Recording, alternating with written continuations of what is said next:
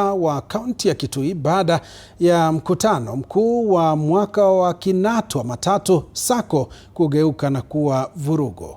Baadhi ya wanachama walifukuzwa kutoka Sacco hiyo baada ya kudai ukaguzi wa fedha za Sacco hiyo, licha ya kuwa na amri ya mahakama iliyowaruhusu kuhudhuria mkutano huo. Wanachama hao sasa wamemwandikia waziri wa vyama vya ushirika Wycliffe Oparanya na gavana wa Kitui Julius Malombe Kunradhi, wakitaka uchunguzi ufanyike kuhusu madai ya ufisadi na ukosefu wa uwazi katika uongozi wa Sacco hiyo.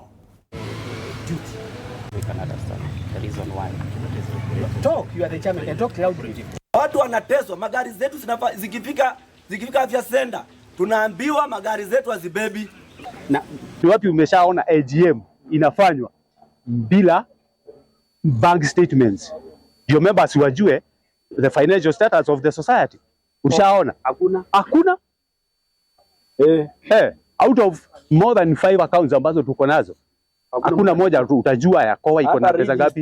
Local county governor tumeenda mpaka kwa MP, tumeenda maofisi ya CEO Paul Ngei.